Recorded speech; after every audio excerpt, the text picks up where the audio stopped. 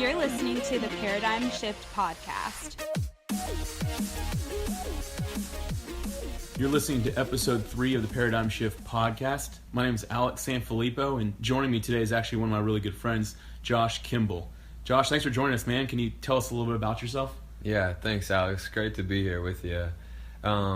I'm excited to say I'm a married man of a whopping 13 months as of yesterday. All right. And we have a baby boy bun in the oven for 18 weeks, so that's the big news around the Kimball house. Currently, I work in medical sales, but I've spent a lot of my years after college and hopefully to continue to use soccer to tell people about Jesus.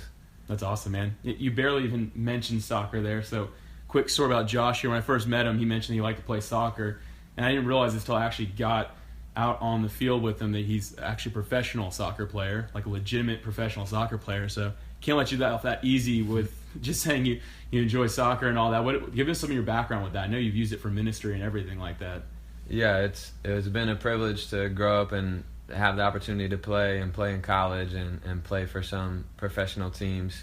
But really what God gave me a passion for was seeing how you could leverage being a professional athlete as a way to get entry to ministry opportunities. There's a couple different organizations that will use professional soccer players that can go on missions trips and be able to work with the local church to train up coaches and help them better reach their community through the game. It's so cool, man. I love that. It's pretty fun. Yeah. Man, so recently you and I were at a small group together, and we were just having lunch with a few other guys. I remember we were both kind of talking about some of our earlier years with walking with Christ, and we kind of felt like we hit seasons when the relationship was just stagnant with God. And I kind of thought about it then, and I was like, man, you know what, this will make a great podcast because it's really relevant. I hear a lot of people say that they feel like that's where the relationship with God is just a place where it's not growing anymore. They don't necessarily feel the presence of God like they used to and things like that. So I kind of wanted to talk through a bit of that. So can you tell us a little bit about a season that you went through where you just kind of felt like your relationship with God was stagnant? Yeah, I definitely agree with what you're mentioning, Alex. The first thing that jumps into my mind is in my teenage years, before I really realized my desire to love God, my connections with Him were much more transactional based on getting more information and being more obedient. I think information and obedience are essential, but devoid of love for God, they are empty. Mm-hmm. Kind of like a house with no people in it or a highway with no cars. I guess the way I think about it is if love isn't what's moving us in relationship with God, it's all religious constructs, and we'll never find Jesus there. Story is when I was 19, going into my second year of college, I got hit by a big SUV, a Escalade, on my bicycle. I had cried out to God in anger the night before, asking Him to show me what He wanted from me, because I felt like He just desired more from me in relationship with Him, and I didn't really understand what He was after. It was a miracle I survived the accident. I remember as I was lying on the pavement and starting to come to consciousness, I saw the word agape appear, and I knew that meant unconditional love. And in that moment I heard Jesus say, "Josh, I didn't die for you to try and be good. I died for your love. Wow. Love me." And that really registered with me in a deeper way of all the things that I could ever do for God or be for God, that He just wanted me to figure out how to love Him and be loved by Him. And I guess in the busyness of life, I have to constantly return to that place of stirring my love for my Savior and keeping in focus what Jesus is all about. I think that starts a lot with stripping religion and asking Jesus personally just to see the real Him. Wow, man, that's a really that's an intense story. You mentioned a couple of things in there that I actually really relate with. You mentioned information and obedience. I'm like a textbook type A personality. So information and obedience are two things that just I'm kind of wired with. And I know that when my relationship with God wasn't as strong as it is today, and it felt stagnant at times, it's because I was weighing in on those same things that you feel like you were. And you also mentioned stripping away religion and asking Jesus to see more seeing more of the real Jesus. And I think that's just such an important thing to ask and to come to that realization that that's important to talk about. So during this time, though, like when you did feel like it was more stagnant with God, and you were just kind of having a harder time with it, it was more like a task or a habit, what did you notice in your personality? Like, what was your daily life like? Yeah, I think my predispositions are to become busy. And when I become busy and consumed in just overbooking myself, that turns me to an inward or self-focused mentality. I wish when I focused inwards it just made me tune more into Jesus, but I really find that when I become overwhelmed and look inwards, it's just how to cross off or check off a list of all these things that I feel like I need to get through, and it leaves me focused more on my thoughts and desires and my wants and my plans to figure out how to accomplish those, than allowing me to see Jesus in the ins and outs of every little part of my day. And when I miss him, I really miss the significance of it all. Wow. For me, it's something actually really simple. It's just I don't love as much. Yeah. And what I mean by that is it's the place I see it the most is my job. It's because that's where most of us are the most stressed, right? Right. You go to work and that's where all the stress hits. So that's where it becomes, even when you're walking with God well, that's where you have to really remind yourself oftentimes. But when my relationship with God was just not growing or not really going anywhere, I saw it there. Because I wasn't necessarily loving God the right way, and I wasn't receiving his love the right way because I was so focused on religion or my works that I realized that I wasn't loving people the right way. And it really showed at my job a lot. I get irritated with people much easier than I should. And I just noticed that's when I knew that my relationship with God was not right. That's when I realized, okay, I need to make a change. So, and I really appreciate what you're sharing as well. I think that's really relevant. So let's kind of move on in this conversation. Let's actually talk about some ways that we can keep our relationship with God fresh. What do you have for us, Josh? Well, honestly, that's a great question, Alex, and it's one I've been thinking about recently. In light of what you just said, sometimes I get really transactional with God, because that's how you have to act in a business world, and it makes me miss out on him and on relationship with people. So I guess a question I'd like to ask all of us is, do you enjoy the personality of Jesus? And I hope that sinks in what I'm asking. I think that we have to engage with Jesus personally and in community with others.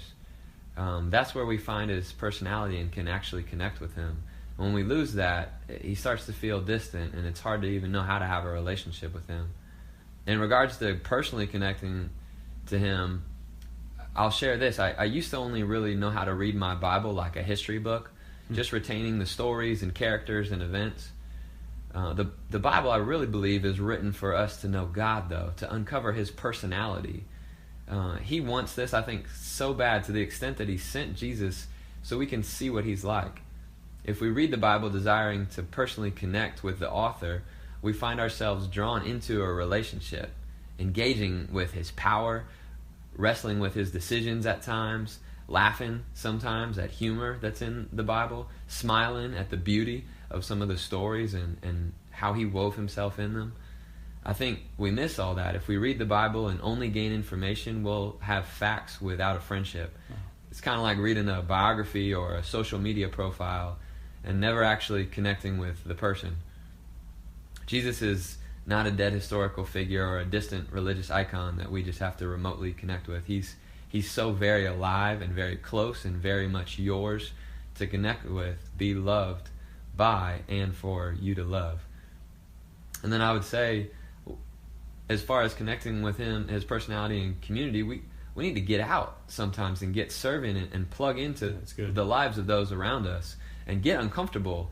I think there's definitely a time for solidarity, but God intended life to be lived in community, to the extent of calling us to love our neighbors as one of the greatest commandments, which means we have to get out and build relationships with people and see the beauty of how God works in those relationships, to really be able to see a part of who God is. That's good, man. You have two really cool points there. Like the way of looking at the Bible is not just a documentary or history book or anything like that, but actually looking at it as a personality.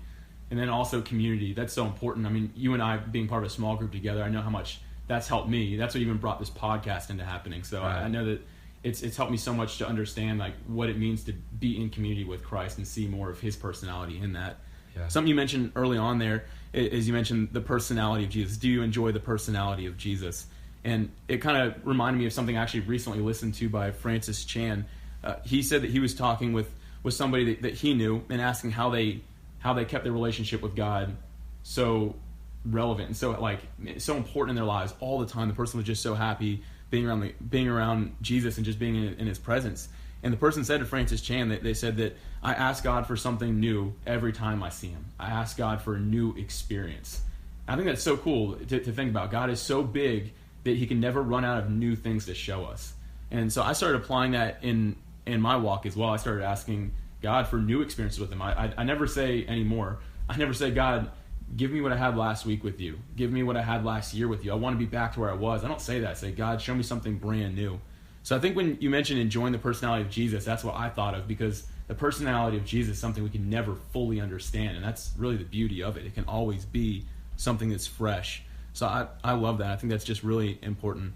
So I think we just got to remember that our relationship with God is a relationship. It's got to be handled as a relationship like you would on this earth as well. You got to always put something into it. It's a two-way communication, which that's a podcast for another time. But it's so true. It's a two-way street. So to kind of keep this thing under the right amount of time here, Josh, do you have any final thoughts or anything that you'd like to share with us? Yeah, I will mention something, Alex. As I've been wrestling with this myself, there has been a book that I feel like has been really helpful called The Beautiful Outlaw by John Eldredge, and I think he just does a great job at drawing out, whether it's a scripture story you've read a million times, or just your own thought process of what Jesus looks like or sounds like, or what it would be like to have a conversation with him like the disciples did side by side.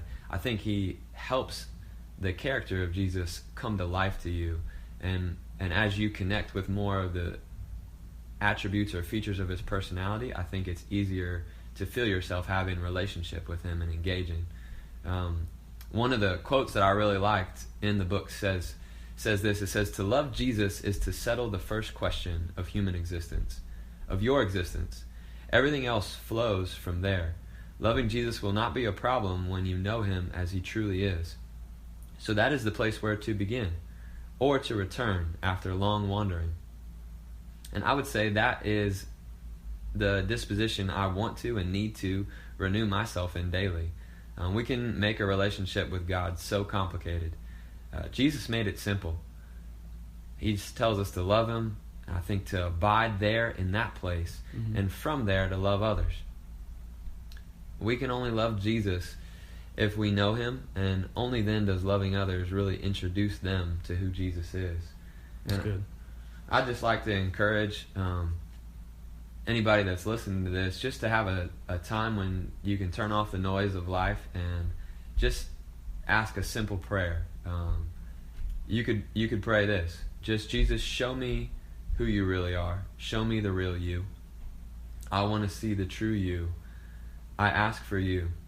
Spirit of God, free me in every way to know Jesus as he really is. Open my eyes to see him.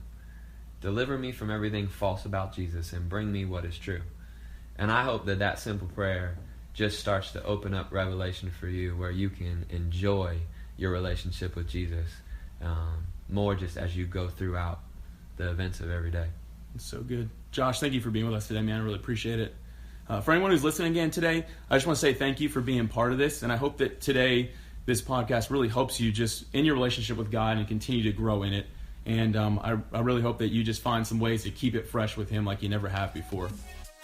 For show notes and discussion, visit podcast.dailyps.com. Thank you for listening to the Paradigm Shift Podcast.